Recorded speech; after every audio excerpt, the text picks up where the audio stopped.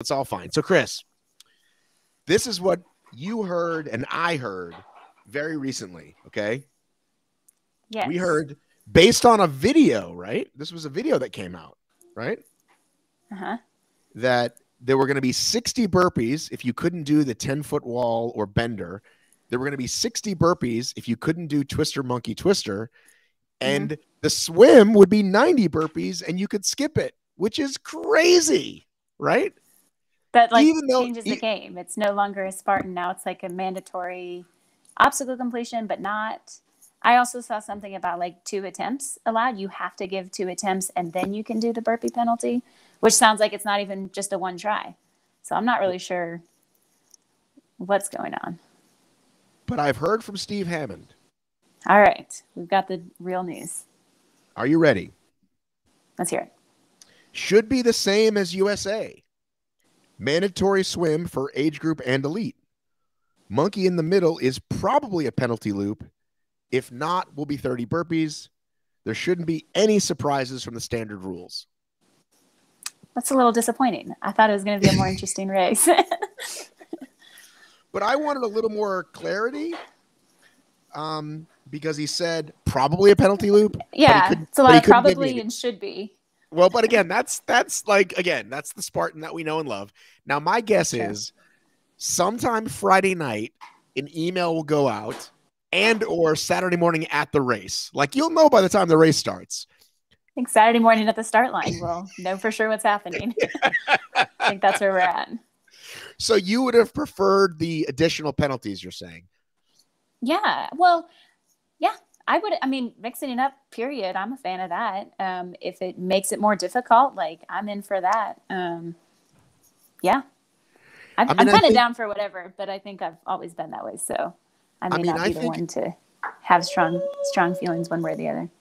Yeah, I think a 90 burpee penalty is really long and would essentially take you out of the race anyway. But taking away going in the water, fatiguing those muscles, all where your mind goes when you're in water, all those things, it's just come on, you can't make the swim optional. That's you know what I mean?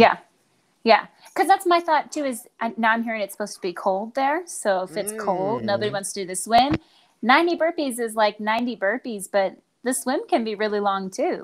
So I'm you can't just either everybody has to do it or nobody does it. I feel like you can't have an either or. Yeah. You want to make an open wave, do whatever you want, skip it, do burpees. But yeah, for age group and elite, you can, I don't know where that came from. It seems like they're getting better at the international, having some sort of, what's the word? Quality control. But for whatever reason, they made a video last night that Mexico officials said something completely different. Yeah. So there's now a probably and a should be that it's going to be normal, but who knows? Kris, where should I predict you for this race? We're doing the prediction contest tomorrow. Where should I predict you? Top 5 always. Okay, that's not very specific. Top 10 works. If I picked you top 5 for High Rocks, then you won the damn thing. Yeah, so top 5 is always safe.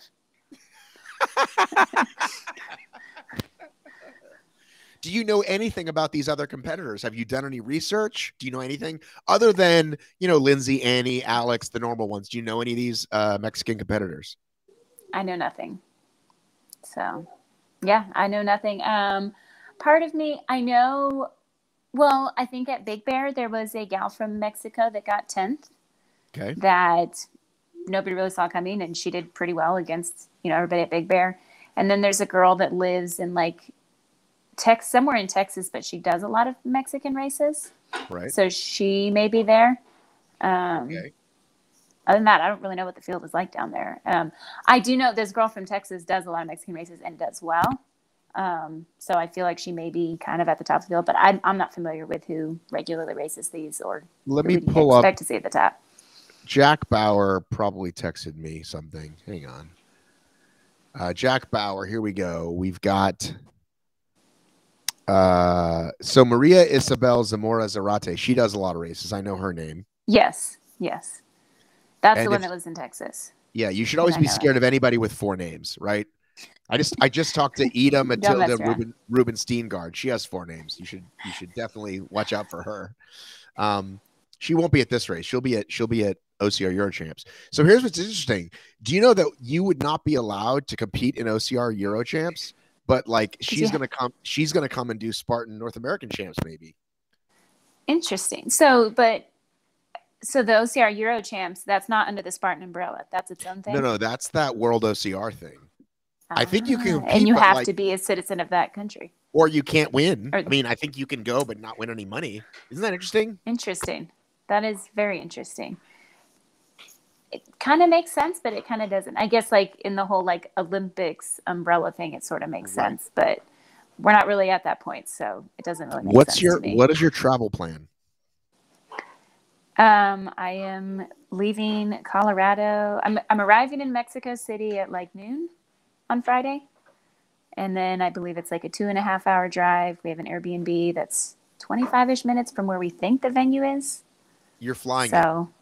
Yes, flying in for sure. Why did I think you live in Texas? I've lived in Texas for most of my life, but I now live in Colorado. Still, it would have been like a 14-hour drive from Texas. No, I know. So. It's way down there in Mexico. But I'm saying, when did you move, and did I not know this? I try to stay on top of all things Kris. I moved like 2 months ago, and I just kind of did it sneaky and quietly. Ryan Kent said I snuck into Colorado. I didn't really, but I just moved here without announcing, I guess. Okay.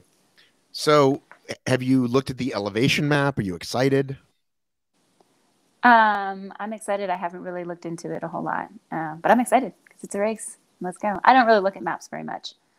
I just hear things and go off of that mostly.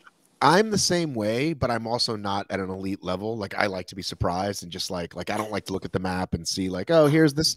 Like, whenever I'm at a course and we pass an obstacle and people go, only 23 more to go, I'm like, oh, you just ruined it. Like, I just like to see it. But for strategy for an elite athlete, I just thought maybe that'd be something you're interested in. Not judging. Yeah, but this is Spartan. Nothing is ever sure until you're there. So I just figured, show up and take what's thrown at me. Okay. That's my approach. Okay.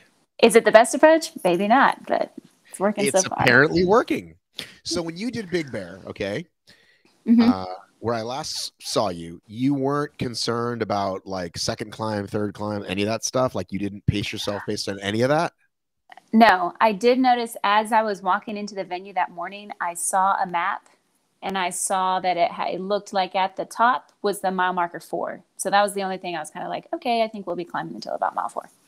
I just kind of glanced at it and saw that, and that was it. Okay, cool. Well, I hope you do well. I look forward to seeing what happened. If somebody's there with Instagram coverage or anything, I would love to see it. I will not be there in Mexico, so. Sad. We will miss you.